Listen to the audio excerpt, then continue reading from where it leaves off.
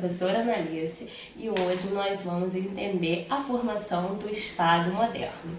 Para entender como se formou esse Estado moderno, ele surge da ideia do antigo, que era o medieval, que era algo ruim, que precisava ser renovado. Então, algo moderno. Então, o que veio antes dele era considerado o atraso.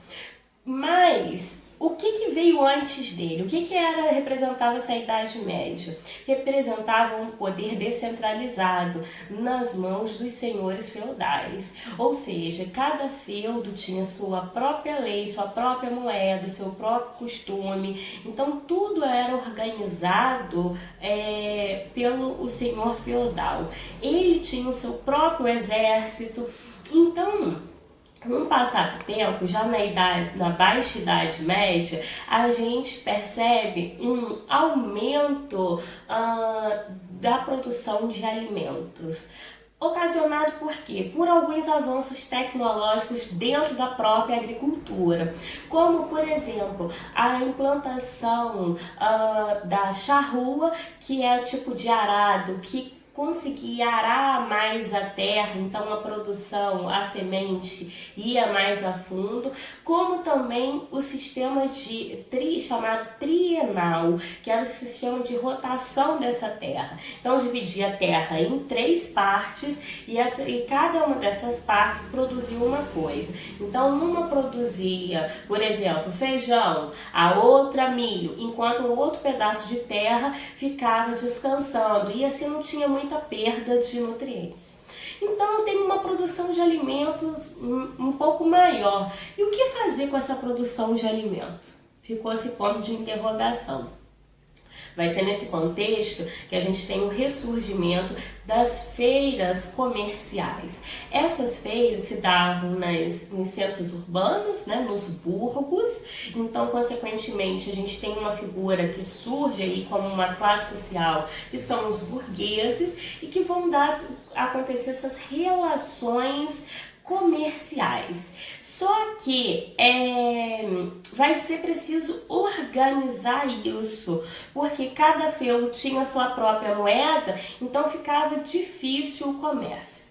Além disso, o comércio não era só de gêneros agrícolas, tinha também o comércio das famosas especiarias. Essas especiarias que vinham dos orientes, como cravo, canela, pimenta, através das cruzadas. Então, os burgueses eles vão perceber um pouco dessa necessidade de ter um governo centralizado que organize a legislação, que organize a questão de peso, medida, a questão da moeda. Então, ele vai acabar, a burguesia acaba apoiando esse tipo de governo de poder centralizado. Consequentemente, a nobreza vem perdendo força e espaço. Então, o rei ele consegue consolidar o seu poder, e aí a partir desse momento, no final mesmo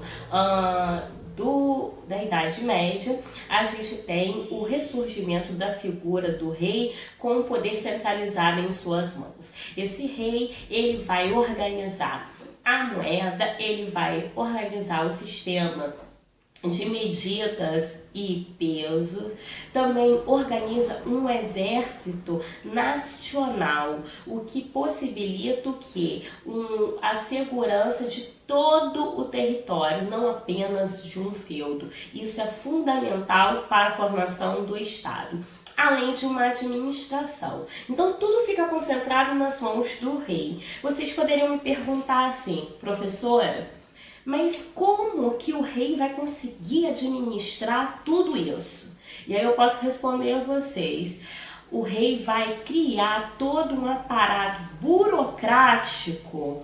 Então é uma burocracia, ou seja, funcionários do rei, que vai apoiá-lo nessas questões, fiscalizar uma obra pública, vai cobrar os impostos, vai organizar também a questão do exército. Então cada grupo vai ter uma função e tudo administrado pelo rei. E quem fazia parte dessa burocracia estatal? Isso é fácil responder. A nobreza. A nobreza precisava ocupar o seu tempo, ela já estava perdendo função, então para evitar até mesmo revoltas por parte dessa nobreza, o Estado traz para perto dele esses nobres e começa a dar função a esses nobres. E os burgueses? Os burgueses, eles vão comprar títulos de nobreza e acabam se tornando nobres também e apoiando esse Estado. Vai ser fundamental nessa formação do Estado o Exército Nacional. Por quê? Porque vai evitar qualquer tipo de revolta e qualquer tipo de invasão.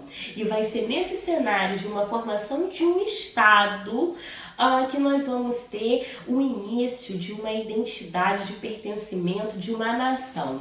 As pessoas não mais se reconhecem pelo feudo, mas sim pela nação que ela pertence. Então, por exemplo, a determinada pessoa pertencia ao Reino de Portugal, então pertencia ao Estado português e essa pessoa se identificava como português. Então é por isso que é fundamental a formação desse Estado nacional, desse Estado moderno que surge no final da Idade Média. Nas próximas aulas nós vamos ver como esses estados, os principais estados europeus, se formam, como Portugal, Espanha, Inglaterra e França. Espero que tenham gostado. Não se esqueçam de se inscrever no canal e dar um like. Até mais!